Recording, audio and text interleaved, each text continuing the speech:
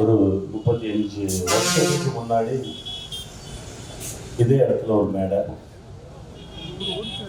இதே மாதிரி ஒரு கம்யூனிஸ்ட் கூட்டம், அந்த கூட்டத்தில் ஒரு கலை நிகழ்ச்சி, அதில் ஒரு சின்ன நாடகம் போகும். இந்த நாடகத்தில் நானும் ஒரு கதாபாத்திரம் நடிக்கிறேன். அவ்வளவு கனவுகளோட கரசின் இருக்குல்ல, அதை வாயில் ஊற்றிக்கிட்டு ஒரு சின்ன குச்சியில் தீப்பந்தத்தை வச்சுக்கிட்டு ஊதும் போது அது ஒரு பெரிய தீயா தெரியும். பார்த்துருக்கீங்களா? அந்த மாதிரி நான் முயற்சி பண்ணி வாய் பத்திக்கிச்சு. ஒரு வாரம் சாப்பிடாம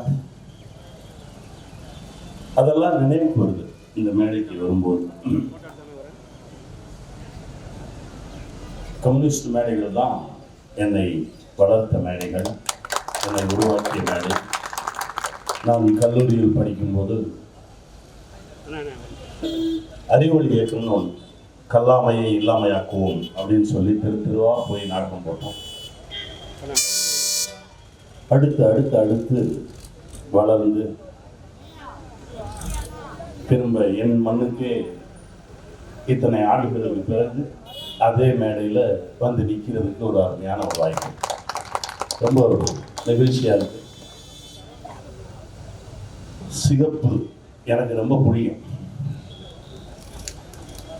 ஏன்னா சிவப்பை பார்த்தா கெட்டவன் பயப்படுவான், திருடன் பயப்படுவான், ஏமாத்துறவன் பயப்படுவான், அதிகார வர்க்கம் பயப்படும், முதலாளி வர்க்கம் பயப்படும். இதனால எனக்கு சிவப்பு ரொம்ப பிடிக்கும். கம்யூனிசம் அப்படின்னா என்ன? ரொம்ப சிம்பிள். கம்யூனிசம்னா எல்லாருக்கும் எல்லாம் வேணும். அதான் சொல்ல, ரொம்ப சிம்பிள். எல்லாருக்கும் எல்லாம் வேணும், எல்லாருக்கும் எல்லாத்தையும் கொடுக்கணும் தான் கம்யூனிஸ்ட். ஒரு காற்று மாதிரி இருக்கணும் கம்யூனிஸ்ட், ஆகாயமா இருக்கணும், மழைமா இருக்கணும். என்ன கேட்டால் இந்த உலகின் முதல் கம்யூனிஸ்ட் யார் தெரியுமா? திருமூலர். அவர் தான் ஒன்றே குலம் ஒருவனே தேவன் சொன்னார். கிட்டத்தட்ட ஒரு 4000-5000 வருஷத்துக்கு முன்னாடி எழுதுனதா சொல்றாங்க. அவரை சொல்லுவேன். பிறப்போக்கும் எல்லா உயிர்க்கும் அப்படின்னு சொன்னார் வள்ளுவன். அவர் கம்யூனிஸ்ட். யாதும் ஊரே யாவரும் கேளு கணியன் பூங்குழனார், அவர் கம்யூனிஸ்ட். வாடிய பெயரை கண்ட போதெல்லாம் வாடினேன், வள்ளலார், அவர் கம்யூனிஸ்ட். முண்டாசு கவிஞன், பாரதி கம்யூனிஸ்ட், பாரதிதாசன் கம்யூனிஸ்ட். அந்த வரிசையில் தான் நான் எங்கள் அப்பா எஸ்பி செல்லப்பிள்ளை அவர்களை பார்த்தேன். அப்படிதான் நான் பார்த்த போதெல்லாம் அவர் அப்படிதான். என் கண்ணுக்கு அப்படிதான் அவர் தெரியவர். நான் பார்த்த முதல் கதாநாயகன் அவர் தான். ஒரே வெட்டிக்கிட்டு ஒரே போர்க்களமா இருந்த காலகட்டத்தில் தான் சின்ன வயசு எனக்கு. அப்போ அப்பாவை பார்க்கறதுக்கான ஒரு வாய்ப்பு. இந்த பக்கம் ஒரு பெருங்கூட்டம், அந்த பக்கம் இருக்கவர்களை வெட்டி சாய்க்கணும்னு துடிக்குது. அந்த பக்கம் ஒரு பெருங்கூட்டம், இந்த பக்கம் இருக்கவங்களை வெட்டி சாய்க்கணும்னு துடிக்குது. நடுவில் சமாதானம் செய்வதற்கு பல அதிகாரிகள் நிற்கிறாங்க. இப்போ அப்பா சைக்கிளில் வரார். சைக்கிள் தான் அவருடைய வாகனம். இன்னும் கண்ணிலே நிற்கிது. சைக்கிளில் வரார், சைக்கிளில் வந்து இறங்குறாரு. இந்த பக்கம் இருக்கவங்களும் அமைதியாக எந்திரிச்சு நிற்கிறாங்க, அந்த பக்கம் இருக்கவங்களும் அமைதியாக எந்திரிச்சு நிற்கிறாங்க, அதிகாரிகள் எந்திரிச்சு நிற்கிறாங்க. அப்போ தான் அந்த சிவப்பு துண்டோடைய வீரியத்தை வாழ்ந்தாங்க. அது கொடுத்த அந்த கம்பீரத்தை பார்க்க முடியும். ரொம்ப பெருமையாக இருந்துச்சு, ரொம்ப பெருமையாக இருந்துச்சு. எங்கள் மேட்டுப்பட்டியில் வீராசாமி அண்ணா, இந்த எங்கள் மாமா நாராயணகுமார், அன்னைக்கு எப்படி பார்த்தோம் அப்படியே தான் 35 ஆண்டுகளுக்கு முன்னாடி பார்த்த அதே பொறுமை, அதே அமைதி, அதே சிரிப்பு. மாமா நீங்கள்லாம் தான் மாமா எங்களுக்கு பெரிய பலம். ஒவ்வொரு முறை தோண்டு போகும்போதும் உங்களெல்லாம் தான் நினச்சிக்குவேன். உட்காருங்க மாமா, கால் மேலே கால் போட்டு உட்காரலாம். சேத்தூரில் உலகநாத அண்ணாச்சி, அப்புறம் ஐ பால்ராஜ், இதெல்லாம் நான் சின்ன பையனாக இருக்கும்போது நான் கடந்து வந்த மாமனிதர்கள். அந்த பிரச்சனையெல்லாம் முடித்து வைக்கப்படுது. சேத்தூர் வந்து ஒரு அமைதி பூங்காவாக தெரிகிறது. பெண்கள் பயமில்லாமல் வெளியே நடமாடுறாங்க.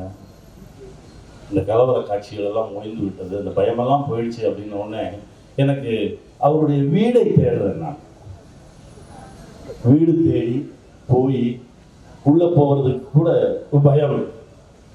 அந்த வீட்டுக்கு வெளியில் ஒரு பெரிய ஒரு ஸ்பேஸ் இருக்கும். அதுக்கப்புறம் உள்ள ஒரு ஓட்டு வீடு. அந்த சிகப்பு துண்டு காஞ்சிக்கிட்டு இருக்கும். அதை நின்று ரொம்ப நேரம் பார்த்துட்டு இருப்பேன். அவ்வளவு மகிழ்ச்சியாக கிழக்கறது மேற்கு வரைக்கும் நடந்து போவார். எல்லாரோடையும் அண்ணன், தம்பி, மாமன், மச்சான், இப்படிதான் உறவு.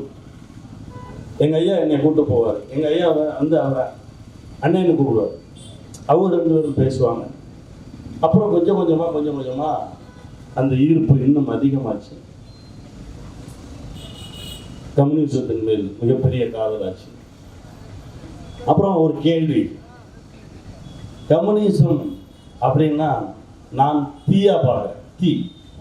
தீன்னா அது ஒன்று தானே, அதில் என்ன 2 தீ அப்படின்னு எனக்கு ஒரு கேள்வி.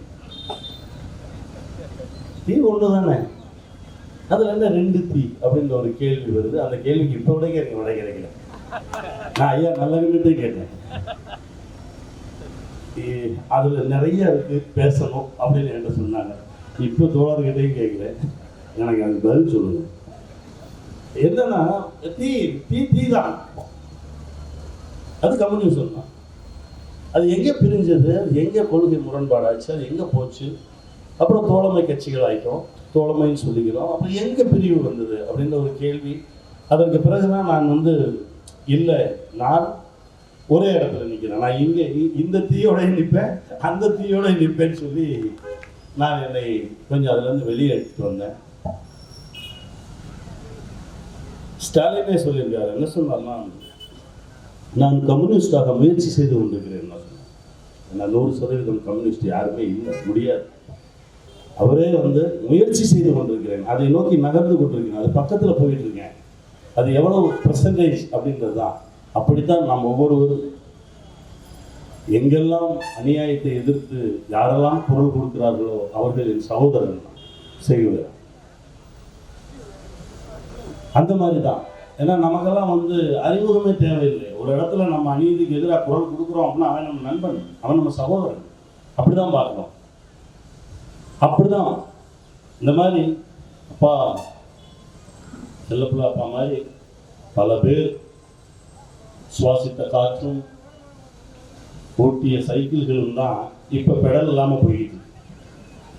அந்த சுவாச காற்று தான் அவங்க இயக்கிக்கிட்டே இருக்கு. அப்படிதான் நான் நினைக்கிறேன். அப்பாவுக்கு படத்திறப்பு விழா அப்படின்னோடனே அவ்வளோ சந்தோஷம். என்னன்னா, இப்போ ஒரு 3 மாதங்களுக்கு முன்னாடி அப்பாவை சந்திக்க வந்தேன். சந்தித்து பார்த்து பேசும்போது அதே சிரிப்பு, அதே பொறுமை. கையை பிடிச்சிக்கிட்டேன். கையை பிடிக்கும்போது என்னை அடையாளம் தெரியுதாப்பா அப்படின்னா தெரியுது அப்படின்னாங்க. அது அவ்வளோ மகிழ்ச்சி, பேரன்பு. அப்புறம் அக்கா சொன்னாங்க, நீ வில்லனா நடித்த படம்லாம் பார்க்கவே மாட்டாருப்பா, அவன் வில்லனா நடித்த படத்தை மட்டும் போடு அப்படின்னு சொல்லுவாங்க. எங்கிருந்தாலும் அந்த தொடர்பு மட்டும் இருந்துக்கிட்டே இருந்தது அப்படின்றதான் நான் நம்புகிறேன்.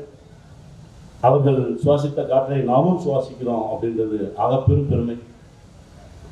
ரொம்ப சந்தோஷமா இருக்கு இந்த படத்திறப்புக்கு வந்தது. வணங்குறோம்ப்பா, வணங்குறோம். நீங்கள் காட்டின வழியில் நாங்களும் பயணிச்சுக்கிட்டே இருக்கோம். எல்லாருக்கும் எல்லாம் கிடைக்கணும் அப்படின்னு வேண்டுறேன்.